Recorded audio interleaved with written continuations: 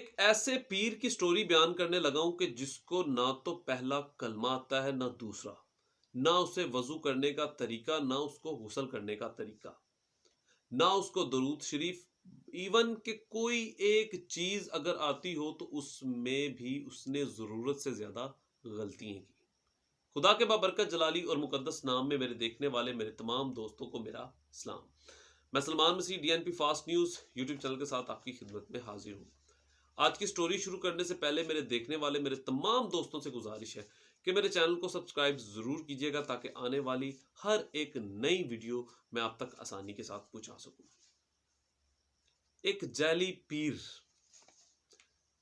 پیر کا نام خالد ہے جی۔ خالد ایک پیری فقیری کا کام کرتا ہے اور پیری فقیری ایک بڑا ہی ایک اہم رتبہ ہے اور ایک معاشرے میں ہماری ان کی بڑی رسپیکٹ ہے۔ جو اللہ لوگ ہیں جن کے پاس علم بھی ہے اور جن کے پاس شفا بھی خدا نے انہیں دی ہوئی ہے، لیکن کچھ جعلی پیر بھی ایسے ہیں جو عورتوں کے ساتھ پیری فقیری کرنے کا ان کا مقصد صرف لوگوں کی عورتوں کے ساتھ زنا کرنا یا ان کے ساتھ اپنی ضروریات یا پیسہ کمانے کا، مطلب 100 طرح کے انہوں نے اس کو ٹرینڈ بنا لی ہے۔ اب یہ پیر پکڑا نہ جاتا۔ اب یہ پکڑا کیسے گیا؟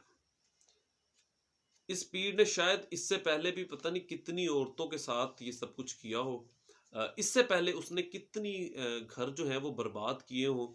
ایسے کتنی جو معصوم عورتیں جو اپنی ضروریات کے لیے آتی ہیں اور سمجھ لیں کہ اپنے کسی بھی مصیبت کو دور کرنے کے لیے شفا کے سلسلے میں خدا کا کلام یا ایسی باتیں سننے کے لیے یا دم کروانے کے لیے آتی ہیں، تو یہ ان کو ذلیل کرتے ہیں۔ وہ ہوا کیسے؟ یہ پکڑا کیسے گیا؟ میں آپ کو یہ بڑی زبردست اور دلچسپ سٹوری ہے۔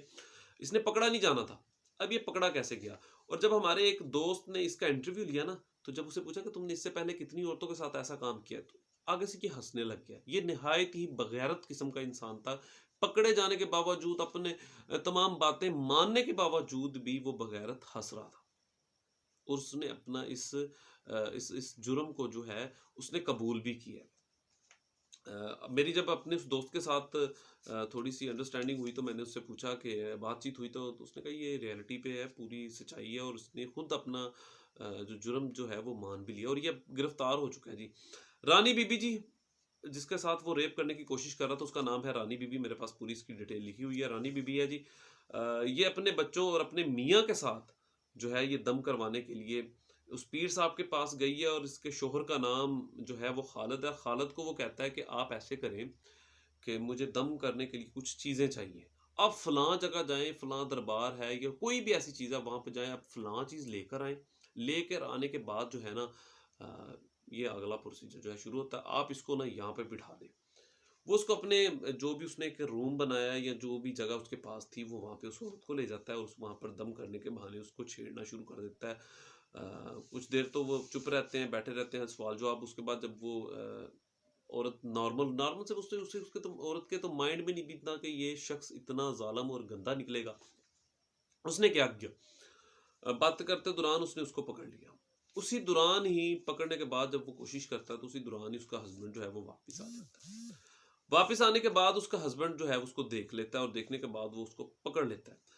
خالد نامی پیر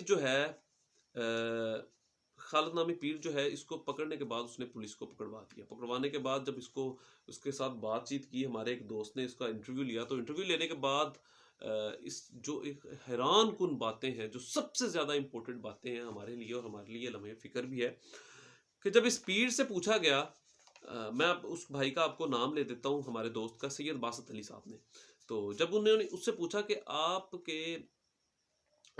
کے جو یہ آپ کو کلمہ آتا ہے پہلا، تو اس نے کہا جی اس نے کلمہ سنایا، لیکن اس کے اندر بھی میں خدا سے معافی مانگ کر کمی پیشی معاف فرمائے، خدایا رحم کرے ہم سب پہ، اس کو پہلا کلمہ ٹھیک سے نہیں آیا۔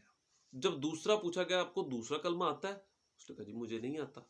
اسے وضو کرنے کے جو طریقہ کار ہے، نماز کا، پڑھنے کا، یہ چیزیں اسے بہت کچھ پوچھا گیا، لیکن ایک کلمے کے سوا اس کے اندر بھی اس کی یقین جانے آپ، اتنی بڑی غلطی تھی۔ اگر آپ کسی بچے کو بھی کہیں گے نا نرسری کلاس کے بھی، تو اس کو پہلا کلمہ اچھے سے ضرور یاد ہوگا، اس کو اپنا کلمہ یاد نہیں ہے۔ اور اس سے افسوسناک جو بات ہے، جو سب سے بڑی، جب اس سے پوچھا کہ آپ نماز پڑھتے ہو، تو اس نے کہا جی میں نماز نہیں پڑھتا۔ اسے نماز تک نہیں آتی۔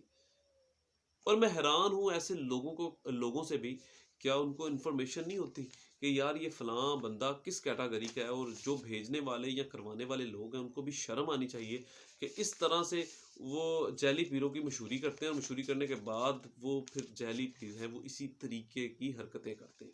آئے دن ہمارے ٹی وی چینلز یہاں بہت بڑے معتبر ادارے جو ہیں وہ ان کے خلاف کریک ڈاؤن بھی کرتے ہیں، لیکن یہ جب تک ان کی سزا کا عمل جو ہے سخت نہیں کیا جائے گا، یہ جرم جو ہے وہ رکنے نہیں ہے۔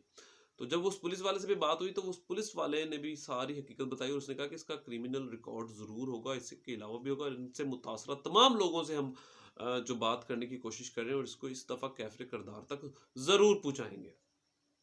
یہ سٹوری تھی جی، یہ سٹوری میں تو یقین جانے سن کے بڑا حیران ہوا ہے۔ اور ایک اور بات، اس پیر کو پیر بنے ہوئے بھی 2 سال ہوئے تھے، اس کو 2 سال ہوئے ہیں پیر بنے ہوئے، اور اس 2 سال میں اس نے پتہ نہیں کتنی لڑکیوں کے یا عورتوں کے، ماؤں بہنوں کے عزتیں اور ان کی جو مطلب زندگی کو اس نے خراب کیا ہوگا۔ اپنے ارد گرد، اپنے ماحول پر، اپنے بچوں پر، خدا کی ذات پر یقین رکھیں۔ بے شک ہمیں یہ نیک لوگ ہوتے ہیں، لیکن ایسے پیروں کے اندر جو شیطان چھپے ہوتے ہیں، ہمیں ان پر بھی نظر رکھنی ہوتی ہے۔ تو خدا آپ سب کو برکت دے۔ دیکھنے والوں سے بھی گزارش ہے کہ دوبارہ آپ سے ریکویسٹ ہے، اگر آپ کو ہماری سٹوری اچھی لگے تو ہمارے چینل کو سبسکرائب ضرور کیجیے گا، اور بیل آئیکن کو بھی لازمی کلک کیجیے گا۔ خدا آپ سب کو برکت دے۔